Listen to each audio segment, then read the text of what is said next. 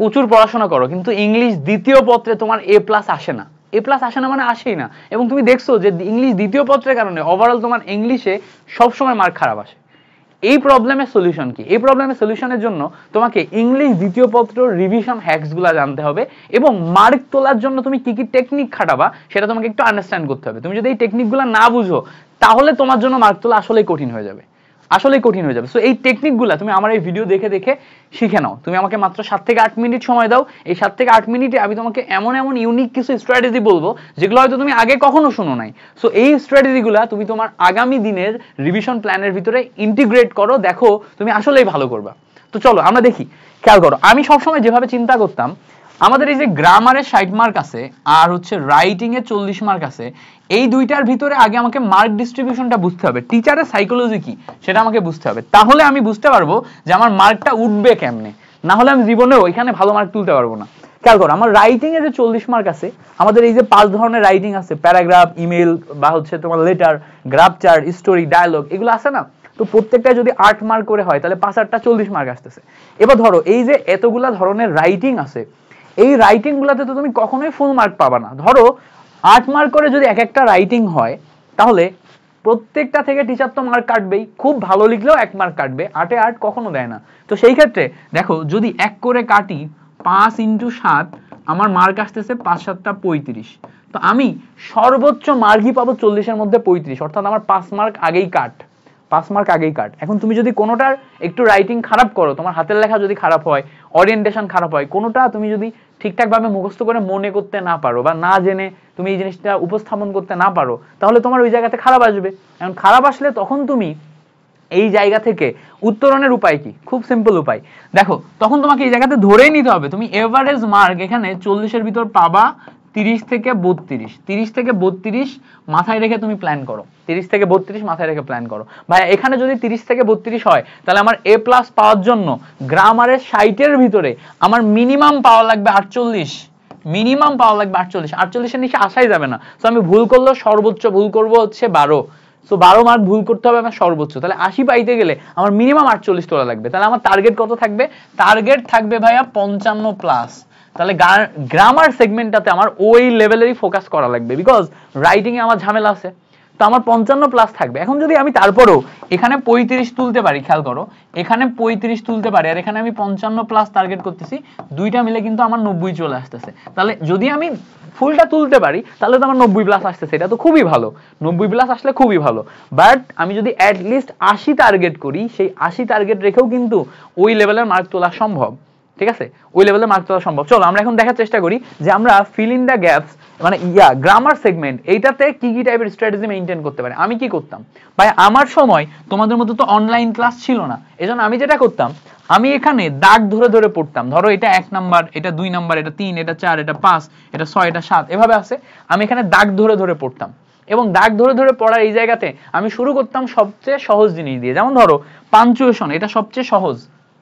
তো আমি কি করব, তোমার আমাদের যে বইটা আছে না, ইংলিশের যে বইটা, গ্রামারের যে বইটা আছে, ওখানে এই পাঞ্চুয়েশনের যে অংশটা আছে, পাঞ্চুয়েশনের অংশে চলে যাব। যে আগে পাঞ্চুয়েশনের যত রুলস আছে, আগে আমি কি করব, পাঞ্চুয়েশনের যত রুলস আছে রুলসগুলা কভার করব। করার পর রুলসগুলা শেষে দেখবা বিগত বছরের এক্সারসাইজ আছে, বিগত বছরের এক্সারসাইজ আমি মিনিমাম 30টা এক্সারসাইজ কভার করব, 30টা এক্সারসাইজ কভার করব। 30টা এক্সারসাইজ কভার করে ফেলে এক দাগে আমি যদি কভার করে ফেলি, একদিন বা 2 দিন একটু পড়াশোনা করে টাইম দিয়ে যদি আমি এক দাগে কভার করে ফেলি এই 30টা এক্সারসাইজ, এখন আমি যে কোনো মডেল টেস্টে যাব, যে কোনো মডেল টেস্ট, যে কোনো প্রিভিয়াস ইয়ারের কোশ্চেন ঘুরে ফিরে দেখবো পাঞ্চুয়েশন সব ওগুলাই আসছে, যেই 30টা আমি ওখানে এক দাগে কভার করছি। এর বাইরে থেকে কোশ্চেনই দেয় না, এর বাইরে থেকে কোশ্চেনই দেয় না। এসএসসি তো ওইগুলাই আসে ঘুরে ফিরে, ওই প্যাসেজগুলারই পাঞ্চুয়েশন করতে বলে। আর এই পাঞ্চুয়েশনগুলা করতে করতে, 30টা করতে করতে তোমার নলেজ হয়ে যায় কোথায় কি বসবে।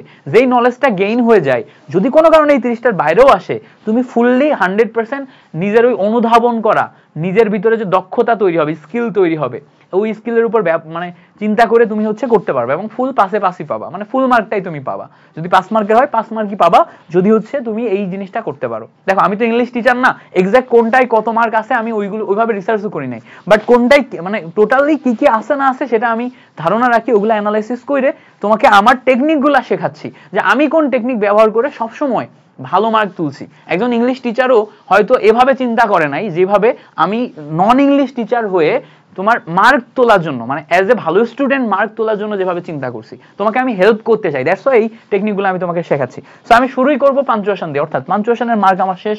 এরপর আমি খুঁজবো এগুলার ভিতরে আমার কাছে সবচেয়ে সহজ কোনটা লাগে। আমার কাছে দেখতে পাচ্ছি আর্টিকেল, প্রিপোজিশন, এগুলা সহজ লাগে। Article, preposition easy. সো আমি কি করবো, আর্টিকেল প্রিপোজিশনের বেসিক যে রুলসগুলো আছে রুলসগুলো আগে পড়বো, এরপরে আমি ওখানেও প্রিভিয়াস ইয়ারের 30টা মতো প্র্যাকটিস করবো, মিনিমাম 30টা। প্রিভিয়াস ইয়ারের 30টার নিচে যাওয়া যাবে না, 30টার নিচে গেলে আমার হচ্ছে যে কমন আসবে না। তো মিনিমাম 30টা প্র্যাকটিস করবো। এখন যেহেতু ওয়ান শট ক্লাস আসতেছে, তো তুমি যেটা করবা একা একা রিডিং না পড়ে তুমি আগে একটা ওয়ান শট ক্লাস দেখে নিবা।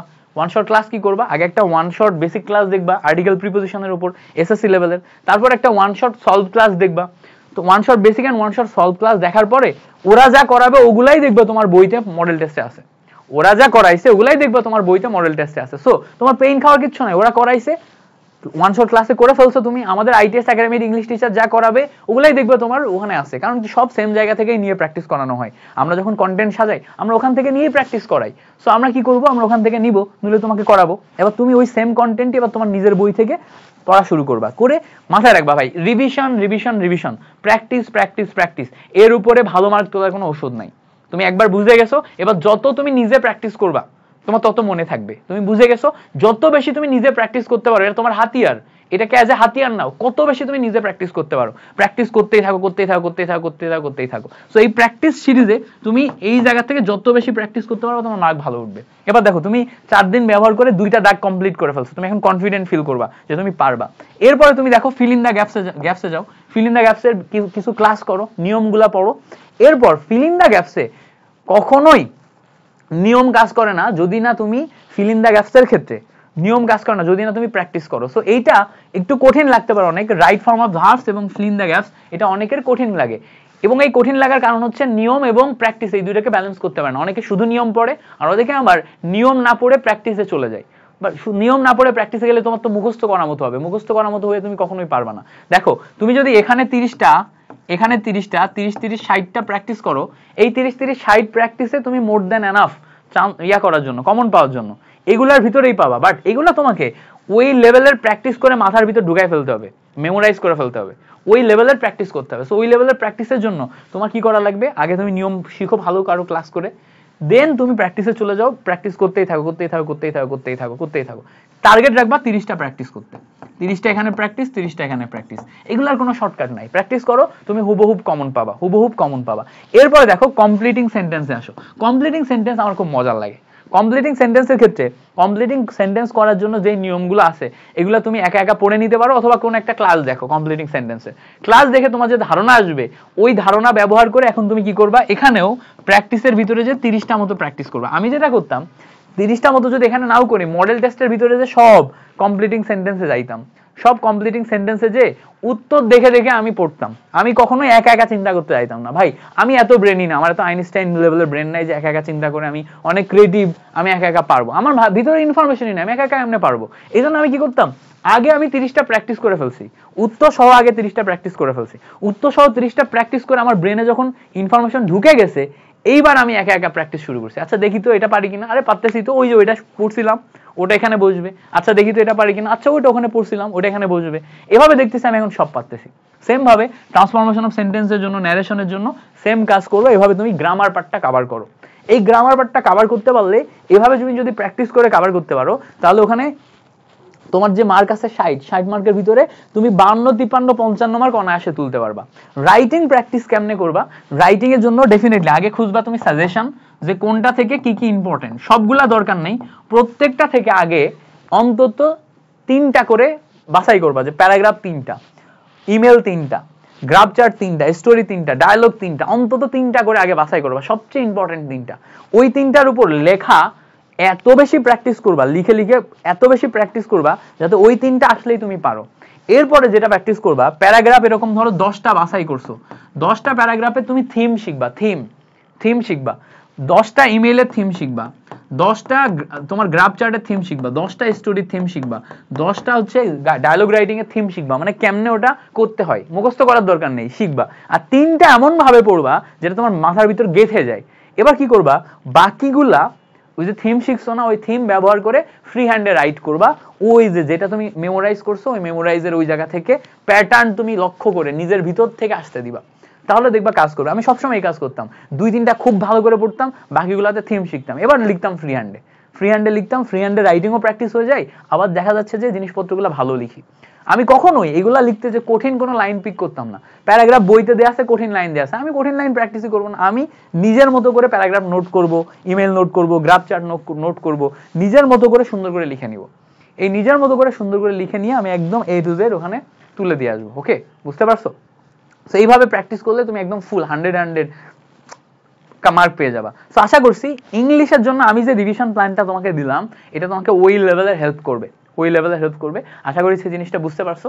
ইংলিশের জন্য এই জিনিসপত্রগুলো তুমি যদি বুঝতে পেরে থাকো, তোমার সাথে পরবর্তী কোন একটা গাইডলাইন এবং টিপস এন্ড ট্রিক্স ভিডিওতে হবে। অবশ্যই এই ভিডিওটা যদি এখনো পর্যন্ত দেখো, তাহলে তুমি এই ভিডিওটা শেয়ার করবা।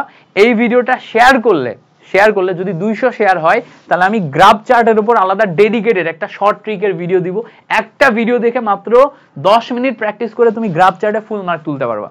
ওই লেভেলের টিপস এন্ড ট্রিক্স এবং কিছু লাইন আমি তোমাকে দিয়ে দিব, কম্পারিজন শেখাই দিব যে কেমনে শিখতে হয়। গাদা ক্লাস করা লাগবে না, মাত্র 10 মিনিটে একটা ক্লাস করবা গ্রাফ চার্টের উপর। তো 200 শেয়ার লাগবে, সো তুমি 200 শেয়ার এনে দাও আমাকে, ঠিক আছে? Thank you so much. পরবর্তী ভিডিওতে আবার দেখা হচ্ছে। আসসালামু আলাইকুম।